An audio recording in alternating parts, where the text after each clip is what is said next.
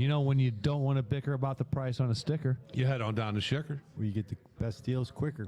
Listeners to the Brighter Side of Blue, our worldwide podcast, coming to you almost live from Columbo's Cafe and Tavern in Dogtown, St. Louis, home of the famous thin crust Seabo's Pizza, JJ. Yeah. And daily lunch specials. Mm-hmm. I'm Danny. I'm Tommy. And JJ. Producer John. Who's on the screen, Tommy? What do you have for us tonight? Frank, say hi. Frank Brostrom. Say hi, Frank. How's it going, guys? Hey, So, welcome, Frank. thank FBI you. guy. So Frank is a 28-year veteran of the FBI.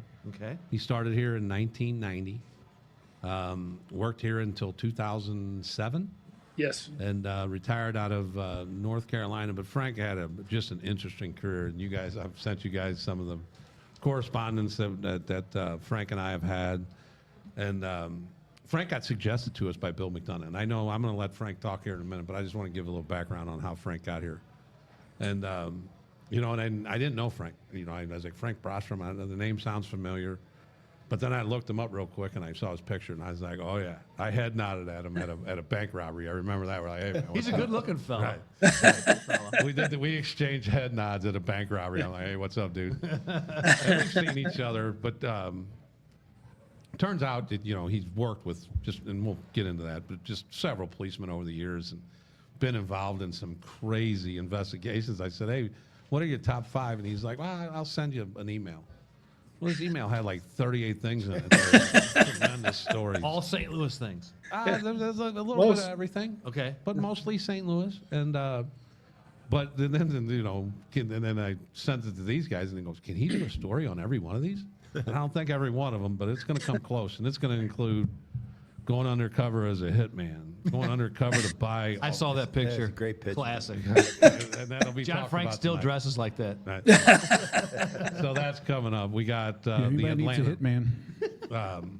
We'll talk about his ties to St. Louis, but he was he was the first bomb technician for the FBI, and trained under some of the bomb and arson legends here in our department. We'll get into that, but just undercover work that he's done with several of the city guys, and I was amazed that I haven't heard of this guy, but heard of that he wasn't a household name in St. Louis because of the cases he's worked. Yeah. And He was undercover. with no further ado, Frank, welcome to the show. Thanks, guys. I'm glad to be here. I'm honored to be here. Actually, I've watched your show numerous times, and I'm friends with Bill McDonough. I saw his show. I saw Tammy Sirocco on there, and I was like, wow, this is really cool. So when McDonough called me the other day, he didn't have to even, 5 seconds in, I was like, I'm in, man. I'm in. You'll be back because there's way too many stories to cover in just one show. But the one thing I found fascinating is one of your mentors, because we always ask that question, who's your mentors? And one of your mentors was a St. Louis bomb guy. And tell us a little bit about that, Frank. Yeah, Steve Sirocco, probably, I would say, as an adult male, one of the best friends that I've ever had in my life, one of the most trusted friends. Steve, I was, as you said, in 1996, I became a bomb technician, a special agent bomb technician. And it was the first time in 15 years that the FBI had a bomb technician. So I show up and people are like, FBI agent, bomb technician, what are you talking about? But of course, we had the school down in Redstone Arsenal in Alabama that we ran, and we actually certified all the bomb techs for the country. And so I came out and had to kind of break in, which wasn't easy. But Steve gave me a little bit of a hard time. But once he saw who I was and we got along, he took me under his wing. Man, without him, I wouldn't have been as successful as I was, for sure. And I thought another interesting tie was obviously our first guest ever was Tammy Sirocco. Right. Yeah. One of which my is favorites. Steve's daughter. And it's all one of our favorite episodes. But Frank, you've known her since she was a little kid, right? Yeah, I have. She was a teenager before college, or maybe when she started college. And I remember driving her. I'd go pick her up and bring her to Steve and his wife or whatever, for whatever reason, and got to know her, had some long conversations with her, and got to know Steve and his family very well. And we spent a lot of time at work and a lot of time getting to know each other in the taverns of South St. Louis. Was Tammy always a badass? Oh, she's just, oh yeah, she's, man, I've never met a woman who can be beautiful and be soft like a woman, but like, man, she takes care of herself. Like she's got her stuff together. I've never seen a woman that had her stuff so together as she does. And I have to attribute some of that to Steve, you know, Well, it Steve. has to be, taught her. Right. Yeah. Of course. Yeah. Well, and then the story she told about being a bad. I mean, that's Yeah. just bad. I mean, she was nothing but what 100 pounds and Yeah. 5'5". It was a and, great way to start our first podcast off, I'll tell you. Yeah. that. Yeah, she was. Oh yeah. She was. I watched it. You guys did a great job on that. And she did a great job too. Yeah, that's back in the audio only days. We maybe have to get her back on. in the We've been visual. Oh, yeah, we have to do we've it been right, trying, just- and I've been in touch with her, and she's busy with her kids going to college, getting them set up. As soon as she settles down, she said after they start college, she's going to come on again. Oh, that'd be Awesome. awesome. That'd be great. Yeah. That'd I'd be love great. to get her coming through the city, to come by on I wish in person. she came in for her dad's 80th, and Yep. I missed it. And, I wish I would have made He it. was- Frank was there. I know. But I wish I would have made it, and I would have met Frank. Right. Yeah. And maybe you Yeah. could have got him on A lot rather earlier, than me have to lot beg sooner. McDonough to do Right. stuff. You know, maybe you could have pitched in. I You would know, have. Frank, it's not like us to prepare for these interviews, but Tommy was so geeked up about you coming on that he actually sent us all emails, and that's a lot for Fred Flintstone here. To send emails and all that stuff. Just so He's you tired know. of us not doing our homework. Yeah, is what but it he's boils like, down and to. then he Right. sends, I sent you guys all 4 emails. Please read them, but 4. great stories. There's a lot. But Yeah. I think there was God 9. forbid I think you- there was 9 emails, guys. Yeah. God forbid you guys prepare for an interview. Exactly. Oh, really? Well, you'll throw Really? Fred Flintstone around. Yeah. Listen, Coming Arnie, back at you, bitch. what story are we gonna start with? What did we start with? What do you? Do I get a hold vote? on before we get started. But we were talking with Frank probably a half an hour before we started here, Yeah. and there was like 80 stories in just that conversation that we're not going to get to tonight. That could have been a show. Yes. And, we'll tighten those up a little bit, but Yeah. you know, and Frank was the. I've always said that Leo, Bryce, and John Anderson were the sheriff and under sheriff of South Broadway, meaning they locked up an inordinate amount of white people. Frank was the agent of South Broadway. He worked with all those guys and did a lot of crazy stuff with, you know, and then it just, that's how things work out sometimes, right? So I met a lot of Hoosiers in my time. Hey, you just even met said- 3. You just met 4 more. He said Hoosier. He even got the slang down from St. Louis. Yeah, we got a bad comment on one of our I shorts keep that we saying we mentioned. need to stop saying that. Why? Actually. Because if you were from Indiana, you're gonna be mad that we talk Yeah. about it. Yeah. So it's a compliment. There. I did a thing. We did a thing on that. Right. The definition of a Hoosier. And the one guy didn't like He it. didn't like it at all. He's like, it's Yeah, only we- in St. Hey, Louis. Is this- I'm kind Wait a of minute, we sensitive had- now, so we I think had a we should guy- probably stop that. We had a guy in a bank robbery, though, that testified in federal court. He kept using the word Hoosier. And the judge stops the thing and says, what do you keep using this term Hoosier? What is a Hoosier? And this guy says, well, sir, it's a South St. Louis person, maybe low income, has a beard, doesn't shower very much, you know, has whatever, and like drinks beer and smokes cigarettes all day. That's a Hoosier. Ding, ding, That ding, was ding, in ding, federal ding, ding, court. ding. And the judge went, got it. Yeah. We'll get some hate mail from Indiana. Yeah. No. Oh, okay. So anyway, you were. Great All right, we'll cut that out. No, I wasn't I in think- the No, we middle won't. of I anything. think the Hitman story should. Let's go to the Hitman It's a story. good little story. I love it. Yeah. I love It it. made go me to the laugh Hitman. out loud, actually. Carolyn Brandon, me too. And then I'll put a picture up here in a little bit. Let's go ahead. Go ahead, Frank. How'd this thing start? What do we got? Well, so I was a duty agent in 1997 in St. Louis at the FBI office, and we get a call from the Reverend Willie Bass, probably the nicest guy you ever meet. Reverend Willie Bass is a black male from kind of a bad area, you know, of town where there's a lot of gangs and stuff in North City, and he's all upset because he met this woman named Carolyn who put an ad in the paper, and she advertised for a handyman to come and, you know, rake leaves or whatever. But her purpose for doing this is she was hoping to catch the eye of some violent gangbanger guy. And so when these people would call in and say, hey, I can do handyman stuff, she said, well, what I really want you to do is murder my ex-husband.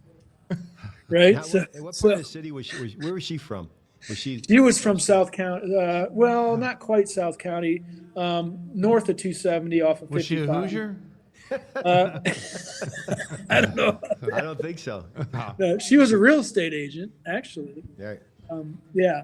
And so the story is that her husband met a younger woman, and she moved out of the house.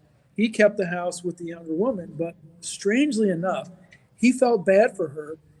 He hired her to come when they weren't there. When he and his new wife weren't there, he hired her to come and clean the house, and he paid her to clean the house. Why he would trust that, I have no idea. That's crazy. So every time she came to clean the house and saw like the underwear and all, she got madder and madder and madder. So that's what we find out later on. So anyway, Reverend Willie Bass calls, and he's all upset. He's a real reverend. Like, he's really a God-fearing guy, but not only that, he really has a lot of, he's not just, everybody's a reverend, right? Even the drug dealers and stuff, but he was truly a good guy. Like, he had good ethics and values, and he was all upset. And I said, Carolyn, you can't do that, and so he comes to the FBI and says, I don't know what to do. So we have him do some consensual calls to her. Sure enough, she's talking about this stuff. So we set it up where he says, well, I got just the person for you. So he introduces me as as a hitman to kill her ex-husband. And she promises $10,000. Of course, I got clean cut hair, no mustache, no beard, nothing, right? So I start growing my face out. I'm getting ready for this thing. Never did an undercover in my life. I guess the management thought, well, this one's harmless enough. He could, Frank can handle it. Well, let's see what he can do. So later on, federal prosecutor Tom Meehan would say to me, speaking of Hoosier, he would afterwards he saw the video and said, he goes, Brostrom, you Hoosier up pretty good. And that's that picture you see of me with the Van Halen T-shirt and my face. So I thought you were going out to skateboard. yeah, yeah, I'll put that picture up on this yeah, thing. Yeah. So anyway, so we're doing these phone calls, and we ask for a photograph, and then she uses the U.S. mail to send the photograph and send a map, and she tells me where he's going to be and how she wants me to kill him, so on and so forth. She's got some really goofy ideas about how she wants this done. I don't know how much detail you want me to go into. No, we keep want to going. hear. Yeah, we want to hear how this okay. run is supposed to go She down. gave you like 4 or 5 options how she wants you to kill him, right? She did. And so, the first one is she wants me to, when they're at work, she'll let me into the house. She wants me to turn the furnace, unhook the pipe so that, the exhaust, the carbon dioxide, goes into the house. Yet her children are sleeping, right? Oh, Right. So I Idea said, number well, one has been scrapped. yeah. Yeah. I could, well, that's not going to work. I said, because that's going to, it's going to drop. It's heavier than air, and it's going to drop and stay in the basement. The only one's going to die is somebody in the basement, And she goes, well, he goes swimming to this pool, and he takes his contact lenses out. He can't see anything about his contact lenses. So she said, while he's doing his flips on the wall, you could take a cinder block, and when he's doing his flip, just drop it on his head and drown. So, oh my God. You can't see that cinder block coming. Yeah. And then she goes, well, he also goes running, and here's the path he used. You could, make it look like an accident and hit him. I said, yeah, but then I got to be involved. It's going to wreck my car. She goes, yeah, but no one will ever question it. He runs in the dark, and you didn't see him, And I'm like, I don't know about that. So, we discussed several ideas, but I go, how are you going to pay this? She goes, well, there's a life insurance policy. And she goes, after I get the life insurance policy, I'll give you $50,000. I said, yeah, I need a little something up front. I'm not going to do that on a promise. You could disappear and I'll never hear from you again. So I don't know how I came up with this idea. And, a lot of people thought, I'm trying to hit the federal elements, right? You don't want to force it, but you got to have certain elements of the crime. And one of those is you have to receive something of punitive value for the murder for hire to make it a federal charge. And you got to have some interstate, nexus. So we've got the U.S. mail, we've got the phone calls, we're solid on that. And I'm like, okay, she doesn't have the money now. What are we going to do? And I said, well, write me a promissory. so In crayon. Yeah. Meet me I at the mean- title. Meet me at the title company. And Yeah, we'll do a yeah, prosecution. yeah. So I mean, I had to think fast, and she wasn't going to come up with any money. I don't think she had much. So I said, "Well, write me a promissory note," and she writes it out. I promise to give you $50,000, upon whatever, and then she signs her name. I said, "All right." So we meet. Reverend Willie Bass brings her. We meet off of 55 South 55 at Loughborough. There used to be a little rest area place down there, and we meet. And the FBI's out there, and I'm parked, or she's parked, and the FBI van comes, or she parks right next to the FBI van that has all the camera on top, and I'm wired up, and the camera's pointing right down into the car, right next to the car. So I come walking over with Reverend Willie Bass, and we get in the back, and we do have all the right conversation. So I get out, the deal's done. I get out, I'm wired up. I start walking back to the car, and I give the sign, whatever the word was for the hit. Everybody comes out of the woodwork. So our firearms instructor, Jeff Moss, probably the best, he's passed away now, but probably the best shot I've ever seen. And he comes out and he's like, "Freeze, motherfucker!" But using good form, he's not pointing his weapon at me. He's pointing it like this, but going, "Freeze, motherfucker!" So I don't know what made me do this. I thought I'd screw with him, and I'm like juking him like this. He goes, "Motherfucker, you better lay down right now, or I'm gonna hit you." So he was so mad at me for doing that. Didn't he threaten to kick you in the nuts? Yeah, he did say that. Yeah, he did say that. You better freeze or I will kick you in the nuts. Yeah, he did say that. And then so he put me on the ground, he handcuffed me, and they put me in the car with her in the back, and I'm still wired up. So Tom Meehan's out there, the prosecutor. He goes, "Hey, you know what? She's in custody now. We got to read her rights.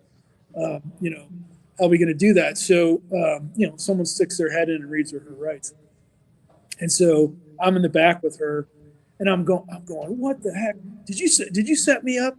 She goes, "No, I don't know how they found." And we get a lot of great conversation. Oh, wow. And I said, "You better get me out of this." She goes, "Just deny everything. Just deny everything." I got to be at the skateboard park in the morning. yeah. Come on now. Yeah. So so we get back to the station. We got her in the room, and that's when Meehan says, "Brostrom, you Hoosier up pretty good." And so they're interviewing her. She's not coming around. So they said, "We need you to walk in and show her your credentials." So I walk in my skateboarding uniform, and I said, "Janet, I'm Special Agent Frank Brostrom with the FBI." Oh. And then so then she coughs it up. But strangely enough, there's a lot of dysfunction in the family. So No. Really? yeah. That's weird.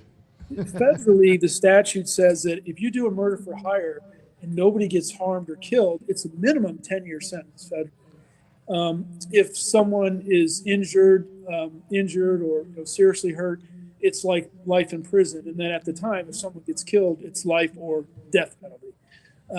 So she was looking at minimum 10 years. And we get to the sentencing hearing, and of course, and we find out, believe it or not, during the recording, she said that she hired somebody before me. She actually paid somebody to do it, and they took the money and they ran. So but we had no idea that she had. Tell, bitch. Yeah. A bunch of money to kill my not husband. killing nobody. Boy, she really hated him. Yeah. Boo-hoo. Yeah. Boo. Yeah, and I don't know. She gave him, I don't know, a couple $1,000s or something. But it told us that I learned a lesson. We never asked that question. Have you hired anyone else? And we have to act quick. Once we do that, we have to act quick in case that were to happen. Right. We're also under fire that there's a certain responsibility to warn the intended target. But if you think that intended target might warn the person, or like him, and I'm glad we didn't warn him because he would have stopped it all. But so we're working against a timeline. We can't wait too long. We either have to notify him or get the evidence and arrest him. And so it all worked out, perfectly. But the family comes to the sentencing hearing, and suddenly I'm the bad guy, right? Like, oh, she doesn't need to go to jail. She needs psychological help. And this son of a bitch had, she hired 2 people to kill him, and he doesn't even like. Now you're the bad guy. Yeah, and this is his ex-wife that's been, wanting to kill him, and so they testify on her behalf. I get it. The kids testify on her behalf, and the judge goes against the minimum guidelines and gives her 5 years. Oh, And wow. I'm okay with it. I mean, whatever. I made the point. She wasn't trying to kill you. Yeah. Yeah, we saved a life, at least for the time being. And I remember Tom Meehan said, look, I can certainly appeal this, and because he went against the guidelines, which you're not supposed to do. He goes, but I got to face that judge another day. Yeah. So we did our job. Let's just leave it. Well, then too, we've all been there in those disturbances.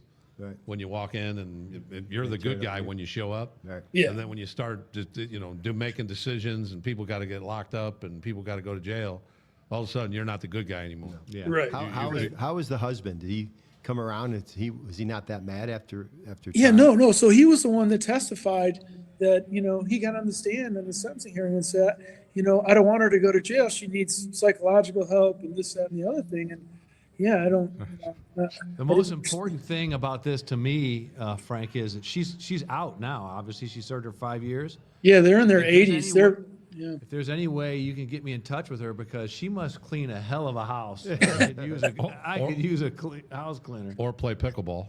Oh, you said she's 80? You probably yeah, bumped I'll whoop her ass Yeah, in you probably, pickleball. you probably bumped into her a few times. Yeah, I definitely need to get a hold of her, take her Yeah. down. Yeah. Oh my God, what a story! I think we need to go to the next one. Are we done with that one? Frank, you got anything else to add to that one? Yeah, nothing else that we can say publicly to embarrass anybody. But yeah, I think that's about it on that. That's a good one. That's But a good one of the stories you told involved a late commander of SWAT, which was Bob Cooney, and you mentioned the story about him, and I know his daughter and some of his family listened, and I think a good Bob Cooney story, and I think it had to do with a plane. He was going to fly into the arch or something. Yeah, not Bob, but the bad No, guy. no, Yeah. Bob was not going to be the pilot. However, he did arrest the guy. Bob was ended up being. He was my lieutenant in Oh, SWAT, okay. but he wasn't there. That was not when he was in SWAT, was it? Where was he? It at the time? was. It was. Yeah. Really? Well, I mean, he was with the SWAT team. He dragged the guy off the boiler inside the warehouse. So what happens? Let's go to the beginning. That's the end of the story, Frank. Yeah. Let's go to the beginning of the story. So I met Bobby when I was a new agent doing bank robberies, and him and there was he had a partner. I don't remember his name, but he showed up at Tom Dodson.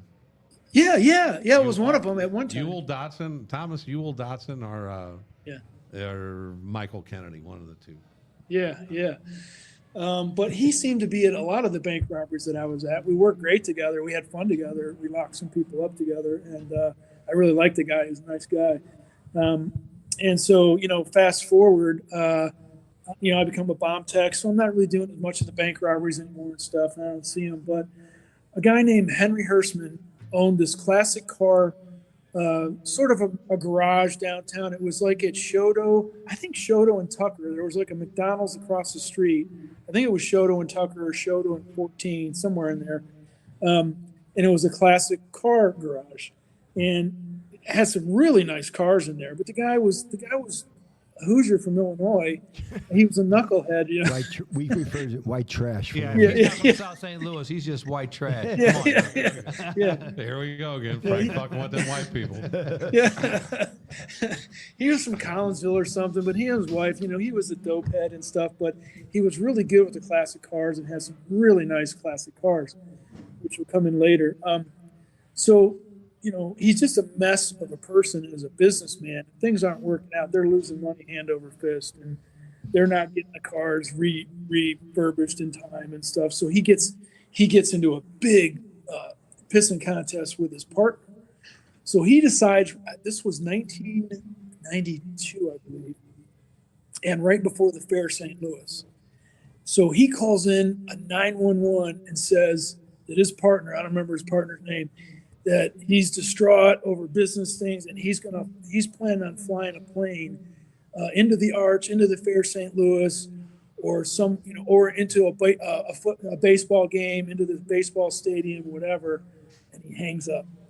So this poor bastard, gets interviewed by the FBI, but we traced the 911 call. I'm working with St. Louis City PD. I don't remember who was working with me on it. I think McDonough. Oh yeah, McDonough was on the task force. So I was working with McDonough and Company on that. So we traced the 911 call back. We realized someone says, oh, I knew that. That's Henry Hurstman. That's his voice. So I go down. For some reason, I went by myself. I don't remember why. We didn't go together. Maybe McDonough went with me, but I go down to the place and I'm looking at. I start talking to Henry Hurstman, and I'm seeing all the cars. And I got a recording with me. I said, "Hey, man, can I talk to you for a minute?" So we go in the office, and I said, "Look, we can do this the easy way or the hard way." And I don't remember how I pitched him, but I said, I want you to listen. So I play the thing, and I go, "Look, I know it's you, right? We got witnesses against you." And he goes, he just says, "Look, I just want to cause that guy a problem. This is my business partner, and he's done this to me, he's done that to me, and he's screwing with my wife, whatever." And he cops out. He cops out right away. We don't arrest him. I do the report. I take it back to the prosecutor. I think he lied to me first, and I documented a lie. So we had 1,001 lying to a federal agent. We walk back. We eventually get a warrant. It's not a big rush. McDonough and I, we get a federal warrant for him. We come back and we arrest him. So the news is all over this. They want to interview him, and I don't remember why it was all over the news. And they get him coming after he goes for his initial appearance, bonds out, and they get him coming out the back door, and they're trying to interview him. He says something really stupid to them, like to the news. So he's out on bond. What stupid thing did he say to the news? I'm trying to remember what it was. Did it indicate that he was going to try to kill somebody? Yeah, no, almost almost an admission, but like it was no big deal, Yeah, but it was I didn't mean anything by it, Right. Like the people with the lasers into the helicopters. Yeah, or I the didn't planes. mean nothing by it. Yeah. Yeah. Go ahead. I'm sorry. Yeah, no, so we're thinking case over, right? This case blows up into you would not believe what happens. So he's out on bond. He gets into a domestic with his wife, and they're laying in bed. How he told me they're laying in bed. She was smoking crack or something. They're laying in bed. And he's got and she's complaining about how he looks, everything about him. You got some big feet or something. She takes a .38 pistol, and she's pointing at his feet. He goes, "You wouldn't fucking dare! You wouldn't dare!" Boom! She puts a round right through the top of his foot. What the hell? Take that, Bigfoot. Yeah. Poor Henry Hurstman. So, he shows up, he's limping. He doesn't go to the hospital. He doesn't report it because he's on probation and they had dope in there and guns. He doesn't want to report it because then he's going to get violated. He's going to have to stay in jail until his trial. So he's limping around. And I'm talking to him. I don't know why I had to go talk to him. He's limping around. He's in a lot of pain, and he didn't go to the doctor. He just wrapped it up. So, yeah. So then he and his wife get into another, domestic over in No Chipotle. kidding. I think it was. Couldn't see that coming. Yeah. I think it was Cahokia. I sent you guys the news articles on. I think it was Cahokia or somewhere like that. So he gets in domestic, and she calls the police, and she violates his ass, right?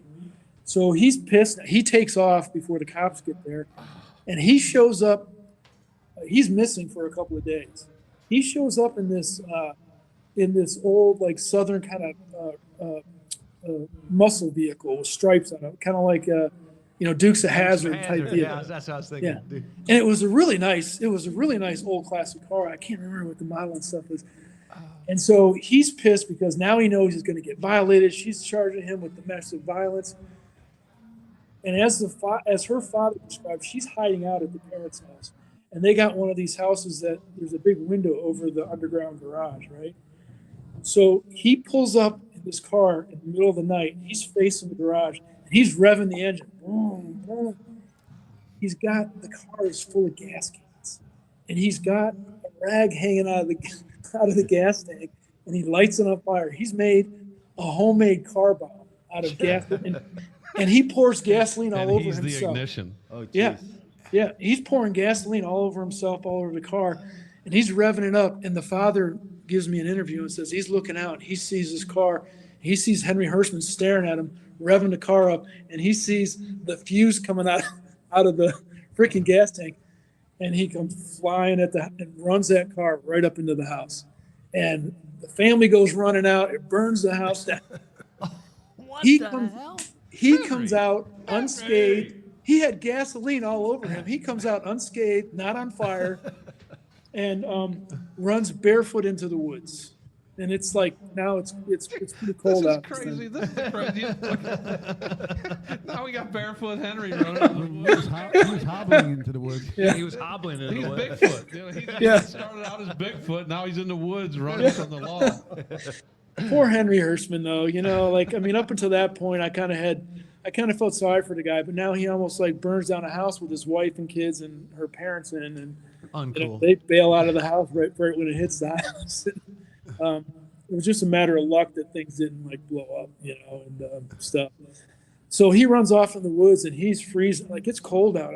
I'm thinking by now it's now like November or December, and he's cold. And there's a fugitive hunt for like days. And oh yeah, it was cold because we finally got him on Christmas Eve night. So it was December, and I'm watching the classic car place. We're doing surveillance. And we're talking to the McDonald's people, and we get an informant at McDonald's that said, I know Henry, he comes over here all the time.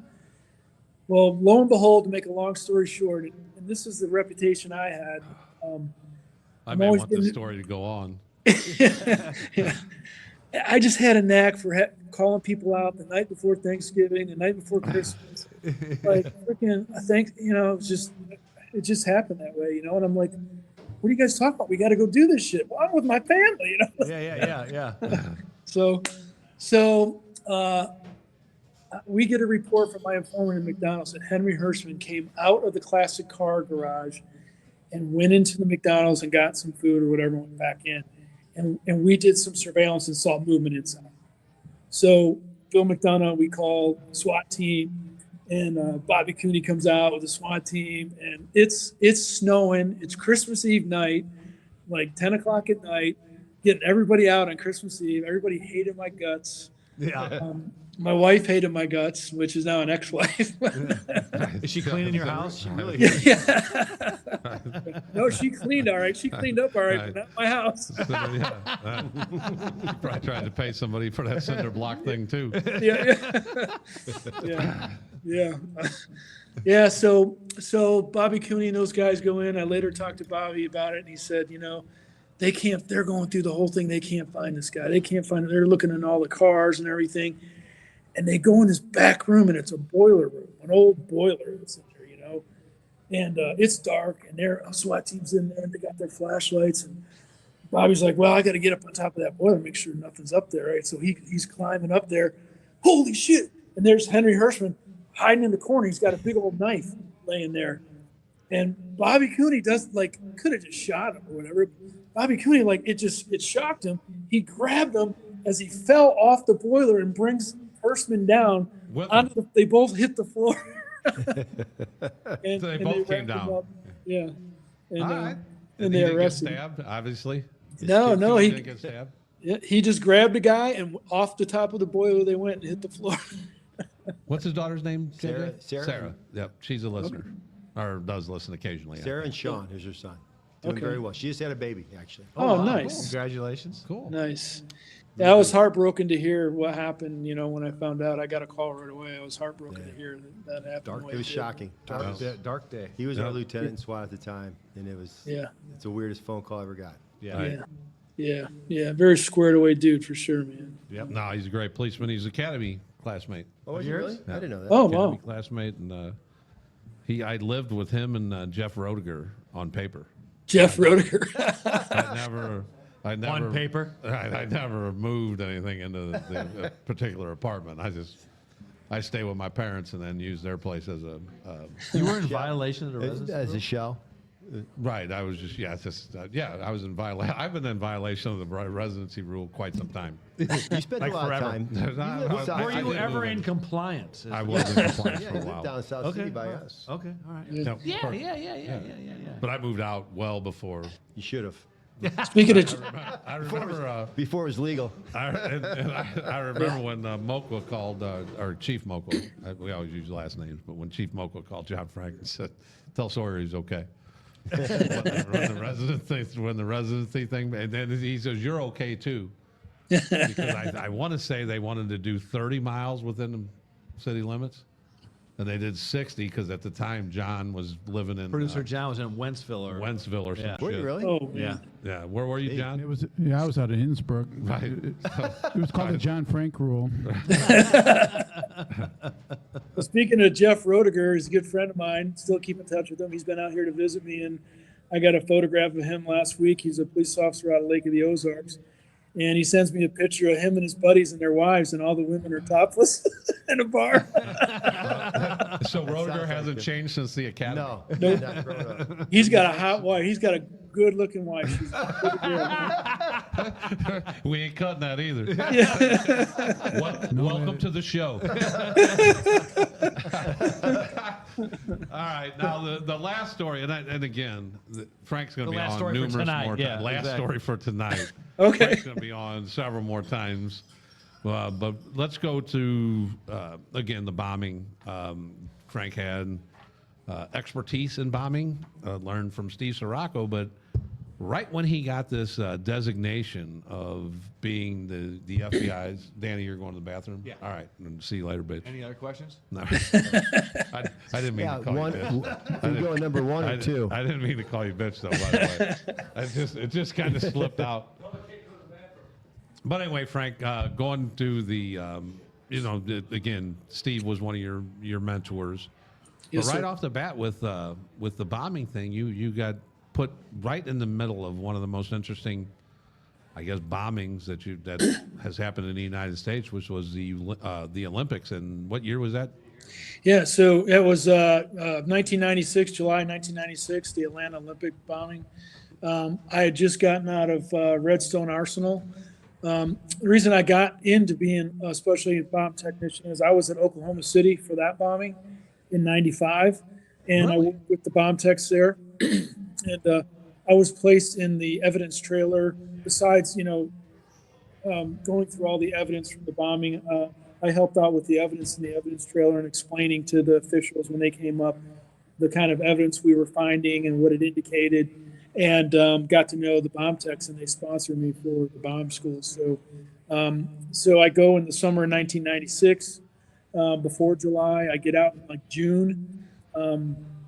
And two big things happen when I get out of bomb school as a new bomb technician. Is we had another threat on the fair St. Louis, and I helped St. Charles with a search warrant, and ended up in the evidence that we found in that conspiracy to explode a bomb at fair St. Louis. I testified in federal court as an expert witness as a bomb technician, not because of my years as a bomb technician, but because of the training, the intense training that I had. And some of my experience. And then, so, we go into Atlanta Olympics happens, and they need all the bomb techs from all over the country to do render safe teams, and I get sent to it. Frank, that bombing in St. Louis at the VP Fair, was that the one where they're going to blow up the Coca-Cola truck? Well, they were gonna bring some sort of truck, like a bender, and it was going to be loaded with explosives, and they were going to detonate it. I don't remember specifically anything about the Coca-Cola truck. Yeah, I was in intelligence when that happened. We worked that one, Yeah. and it was those ex-Army guys, right? Yeah, because the first thing I remember, the St. Charles bomb squad, they're like, "Hey, Frank, you go in that shed," right? We had to search the shed, right? And so, Put your shit on and go in there. yeah, you're the new FBI bomb tech. You go in there. And so I'm worried about booby traps, and I'm looking, and I'm using my light, and I come around the corner, and I see this block that said, "This side towards enemy."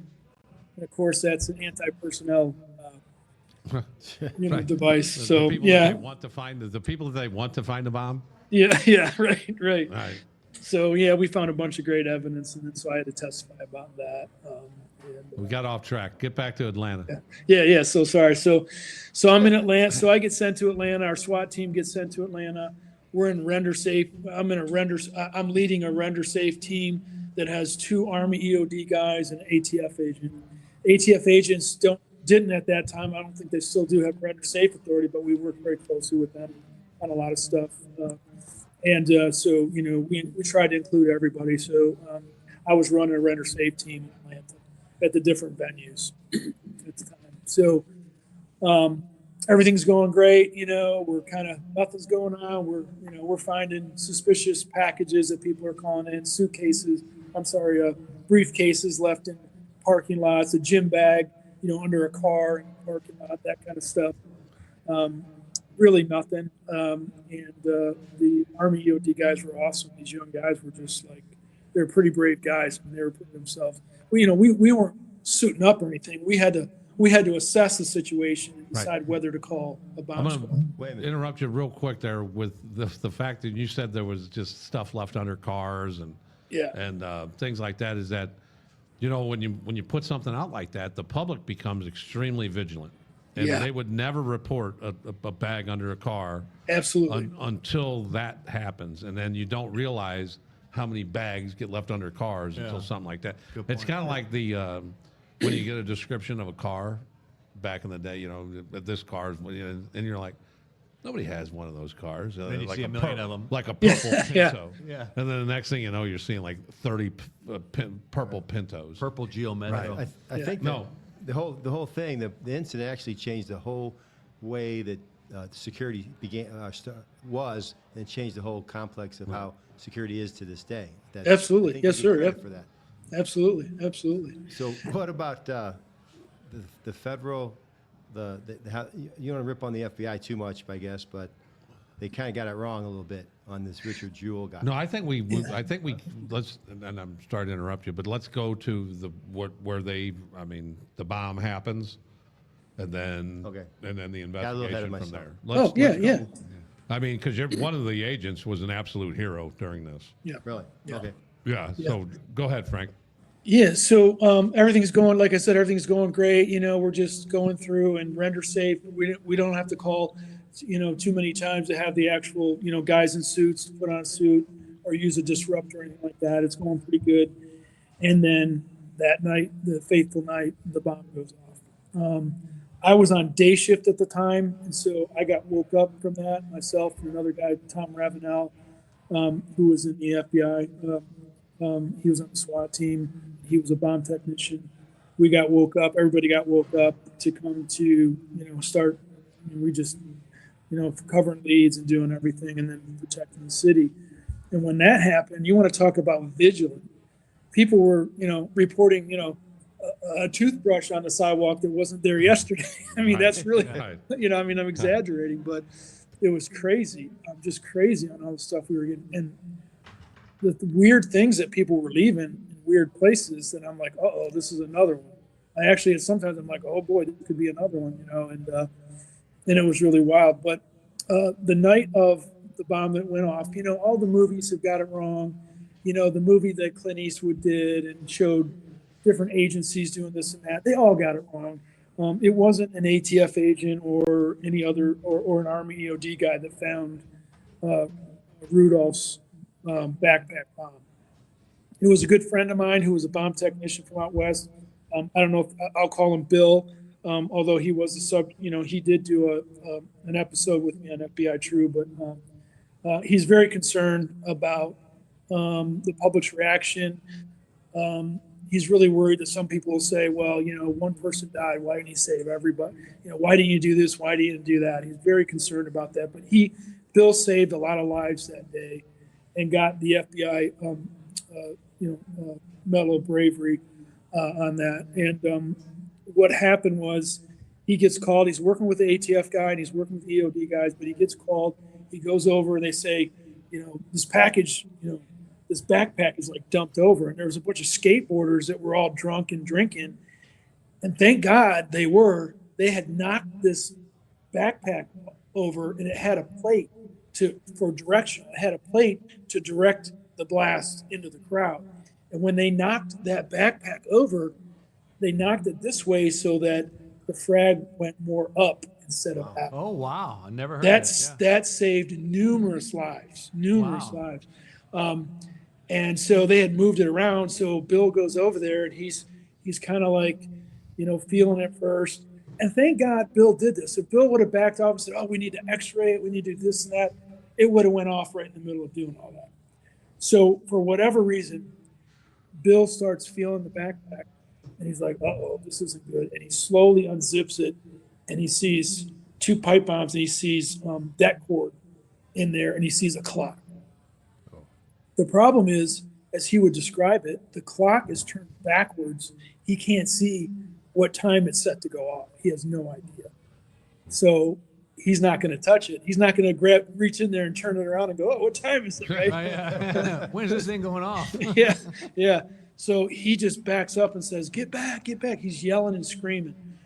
And here's the funny part about a detonation. Some people say that, bombs come together, they come from together real quick, right? And if it can see you, if you can see it, it can see you. So he's yelling and screaming. He's about 40 feet away. I could get the measurement a little bit off, but just to show you, he was closer to it than the woman who was killed, the woman with her daughter. He was 40 feet away. She was 60 or 70 feet away.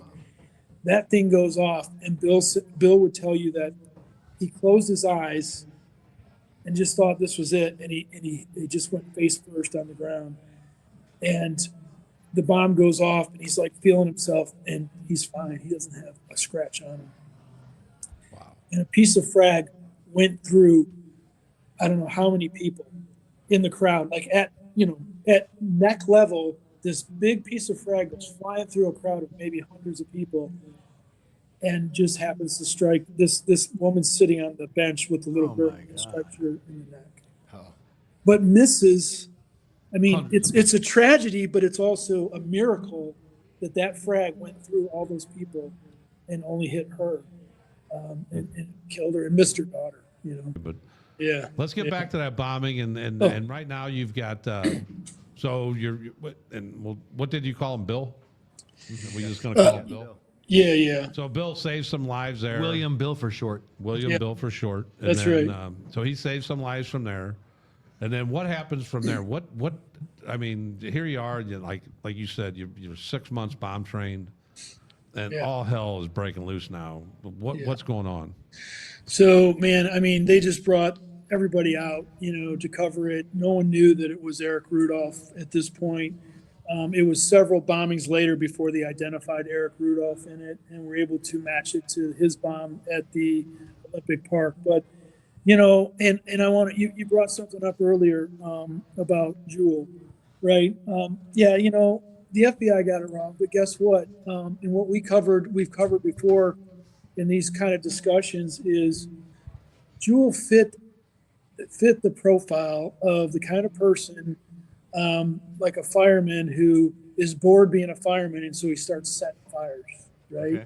And then wants to be the hero to put the fire out. Jewel fit that. As a matter of fact, he had been charged with impersonating a police officer before, and on the day of that, and the human behavioral people really looked at him, but on the day that he worked, he was not supposed to be working that day. He wanted to work that night, and he argued with the guy and purposely switched with him just so he could be on that shift that night. That raised eyebrows to people. Right.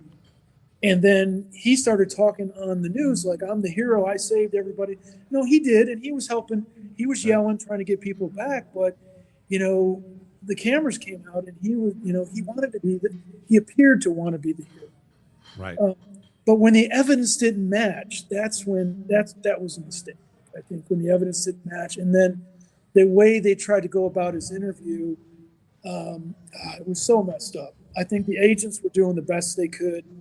When you guys know what it's like. You're in on a big case interviewing someone, and somebody higher up starts sending in orders on what they want you to do in that interview. That's really bad. That gets really bad. Right.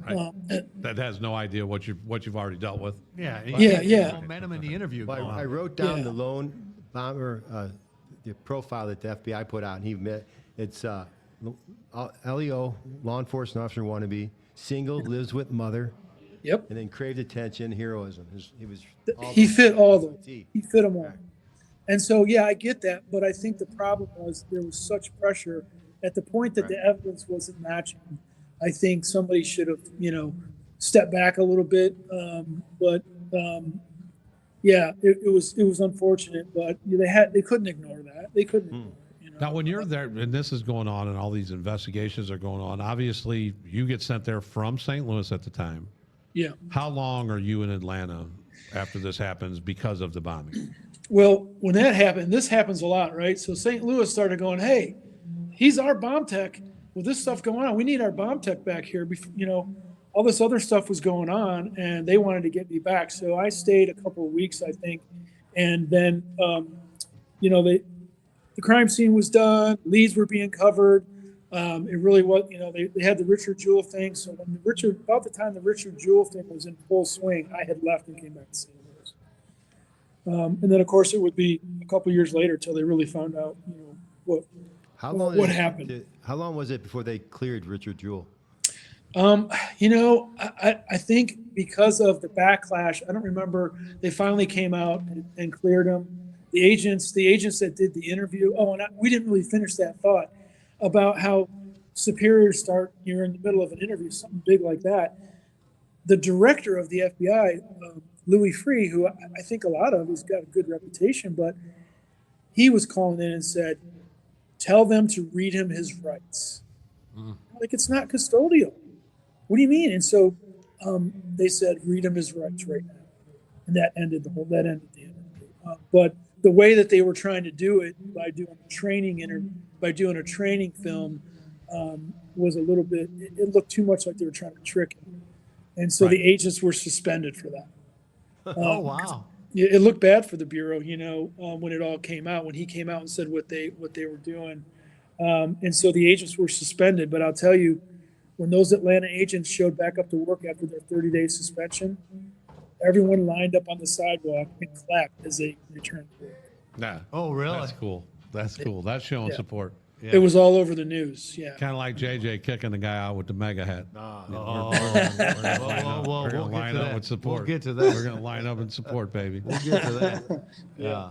Yeah. But Frank, in that investigation, you know, as that goes on, and you were there during the whole chaos, or how are you paying a really close attention to everything that's going on, even though you're back in St. Louis? Oh yeah, absolutely. We were in touch with headquarters and the bomb data unit and so on and so forth, and everybody was preparing for it to happen in their own division. And as it turned out, it did keep happening in a couple other places. So, you know, you had the gay bar and where the police officer was killed at the I'm trying to Abortion clinic?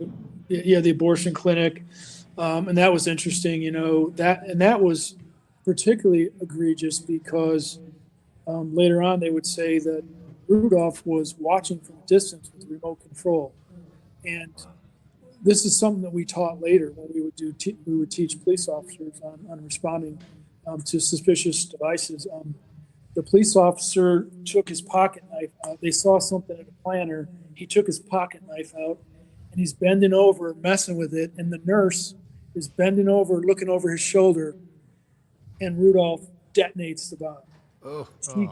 She gets nails and fragments to her face, and just made Swiss cheese. She lived, made Swiss cheese on her face and blinded her, and it killed the police officer immediately. That was a terrible, and that was right out. He did that. I mean, it wasn't a timer. He purposely did that at the appropriate time, and that's how he got caught. I don't remember how long was Jewell a suspect. Yeah, I'm trying to think of the time frame. You know, it seemed like it was that summer for several months, and then when all the bad press came out, they eventually came out and said that, you know, they didn't have evidence. He's no longer a suspect. And then it was what, 3 or 4 years later when they got Rudolph? Yeah, it was. Well, yeah. Well, when they identified him, yeah. But the only reason they caught him is during the abortion clinic bombing where he killed the police officer and wounded the nurse. Someone paid attention and saw everybody running towards the scene, and one guy swiftly walking away from the scene, and they got his tag, and it was there. Wow. They came back there. They eventually tracked it back there. That's cool. Kind of Yeah, like and then- Crime Stoppers, right? Somebody just called a phone line and said, "This is what I saw." But thank God somebody paid attention to the crowd running towards the bomb, and one guy running away. That's And pretty. they followed. Yeah. That's pretty good. He was definitely a crazy man that needed to go to the penitentiary. He was sentenced, I think, in 2005. Yeah. How Yeah. long? I guess is he still alive? I wonder. Yeah. No, yeah, he's still alive. He's in, I think he's in Colorado. Last I heard he was in Colorado, but yeah, he got life without parole or whatever. So, yeah. Frank's coming but- back on. Dude, this has been a blast. It's been a blast. I'm telling you. And he's got. I mean, I talked to him on the phone yesterday, and it was like talking to a St. Louis You were all policeman. giddy. Yeah. I told these guys, I said, this guy's going to be I think just we should a just tremendous guest. instead of having a game plan, just bring him on. Don't even talk about nothing. Let him Yeah. bring Well, stories. earlier before we Right. started the show, you Do know, that. he had stories about Columbus, for God's sakes. Yeah. We'll have to get to. Well, you But, know, and there, that's an important point. I want to say that, you know, I was taken aside by the right person who said to find a police officer I trusted and you know, connect at the hip with that police officer and learn. And don't come out of the academy telling a 25-year-old vet that he doesn't know what he's doing. And this is my crime scene. I'm the FBI. I knew better than that. I can't remember who told me that because that happened all the time. But you know what? I'm a cop wannabe. I want to be a police officer. I couldn't get in back in Detroit. I couldn't get in at the Oakland County Sheriff's Office. They were going through well, I want to be careful about this, but they were very selective about white guys getting the jobs back then. Yeah. And I wanted to be a sheriff's officer before an agent, and the FBI took me, and I didn't make it as a police officer. So you hear all the time people saying, "Oh, I wanted to be an FBI agent." I didn't. It was the opposite for me. So I got to do both. You know, I got to do both. Well, And that's what one of the things that Frank made it abundantly clear when we were talking is that the St. Louis Police Department, he just ran with a bunch of guys. And then, but you said, I think Creve Corps, a couple, he mentioned several police departments. Chesterfield, Creveport, yeah. That he did cases with and just got along with guys. And you always had that one hook in each police department, right, Frank? Yeah. It was usually the hardest working detective. Yep, That would, yep. Yeah, Glenn the other thing I Eidman from found- Creveport, Glenn Eidman and I, Roediger from the county. Yeah, and I loved it, man. And they knew they could trust me. You know, I mean, that doesn't mean I would ever look the other way on something really egregious. But they knew they could trust me, and I knew that what we were doing was right, and what they were doing was right. And you know, I think the biggest thing I wanted to mention is whoever whoever got rid of what was the patrol that you guys used to have? Oh, God, I just went blank. The guy, overlay? the 2-man, huh? The overlay with two-man cars? No, the 2-man cars. What do they call Mobile them? Reserve. Mobile Reserve. Yes. Let me tell you what. Whoever got rid of Mobile Reserve Hey, Frank. is, yeah. Was it? We're still That- alive, buddy. Hey, Frank, JJ's the command. I don't know if you knew this, but not only did he go viral for that other thing, but he's also the Mobile Reserve commander right now and is down to 10 friggin' people, Frank. Oh, so it's back. Mobile Reserve is back. 10 people. I mean, Actually- you used to actually run in 8. a day when there was 50. But I was in Yeah. Mobile for 16 years. So let me tell you what, and here's why I old. believed in it. And some chief came in and said that, you know, it was a bad idea or whatever, and it was showed. No, let me tell you what, the freaking violent Hoosiers feared Mobile Reserve. Okay, North side.